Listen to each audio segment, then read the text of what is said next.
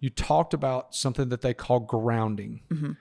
Tell me what grounding is and how it helps athletes. Be where your feet are. Be where your boots are. Have you heard that phrase? Kevin Elko.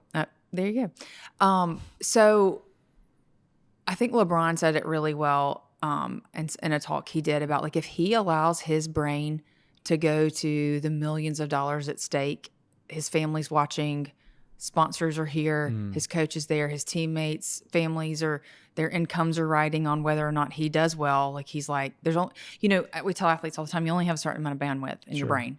And if 90% of it is taken up on thinking about all those other things, there's only a little bit left to put towards that shot. Right? Put the ball in the basket. Right. Yeah. Right. But that's what needs to be done. So it's called present-centered attention, being present in the moment, like quieting all the outside noise, quieting all the stuff that goes on. Remember I told you how athletes, we have so much imbalance in the back of our brains because we have that just stirring goes. I think it's a lot of what drives us, right, but learning to control it. So what Kay does is we do these breathing exercises. We do this present-centered attention where we really draw very specific attention to, like, where are you feeling what in your body and what is that communicating to you physically on your body. Like, okay. Well, you're not feeling it with your hands. It's like an exercise. Yeah. Like, we're mentally, I'm like, it's kind of like you look at it as if you have a flashlight and you're just shining it across your body. What am I feeling? And what is that feeling communicating to me? Right. And so for him, one thing that's very strong that gets him back, like, we want you back in that flow. You hear flow? Yeah, flow. Present-centered attention. Yep. Right. So for him, his feet, recognizing, and all he does is draw attention to the feeling of the bottom of his feet to the ground. Like, and he'll grab his feet sometimes and like wiggle his toes. Like, we want all the noise to quiet. And so all attention goes to that moment, right? Because he knows how to shoot free throw. Yeah. He knows how to shoot. We've done that 18 million times. Right. We've prepared. I don't need to overanalyze all that at this point. I just need to do what I do, right? So be where your feet are. For him, it's a bigger thing. His is actually his feet, but everybody is different. Some people it's their chest, some people it's their head, some people it's their hands. Right. I work with a lot of football players, like wide receivers are very particular about their hands, right? Baseball players, really big about their hands and forearms. Everybody's different. So this is a thing that they recognize that they can get back to center, get back to quiet. Yeah, present-centered attention. Get in the moment. Love that. In an instant. And you have to practice it. That's what I think that's you what I can't was just show up on game day and You do can't it. show up on game day and do it. It's got to be something you do in You got to practice. do the work. You got to do the work beforehand, and then you got to practice the work. So we've talked about kids. We've talked about, athletes. What's the single best thing a family can do to stay mentally healthy? So total vulnerability, transparency. I go to therapy. I went this morning, actually. I think it is the single best thing I do for my family. Because my mom said something so beautifully to me one time.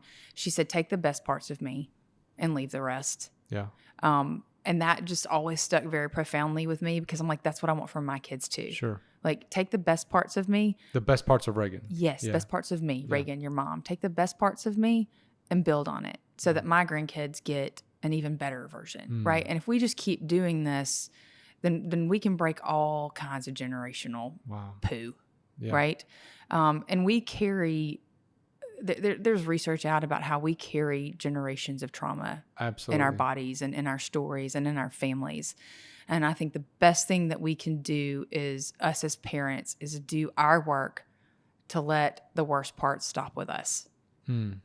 Matt Chandler's a pastor that I love out of Texas. And he's like, our job is to break the generational curses and the generational stuff, right? Yeah. Now we may create some new ones, but that's their job to fix those. Right. But at least let that trauma stop with us. When you say generational curses, I know what one is in our family. So my granddad, my dad's brother, and my dad were all dealt with alcoholism. And so I felt like that was one in our family. I had no alcohol till I was 38. And so now I've drank since then, but I also understood that, hey, I don't need to go down that road. Right. It's okay to have a margarita sitting on the beach, but don't have 9. Fair. Because Fair point. Because you don't want to. Well, I just don't want to open that up to me, number one. But right. then as I've learned more, I've also realized, and I don't know where you guys stand on this. For me, alcohol is so bad for your body. Yeah. For your brain, for your body, for your gut, for all these things. Yeah. And it just gave me another layer of confirmation of like, hey, dude, is it really worth it? Yeah. At 45, that margarita feels a lot different. A lot different. You're like, what just happened to me? How am I like drastically dehydrated? How has this happened? One margarita. 2 ounces of booze.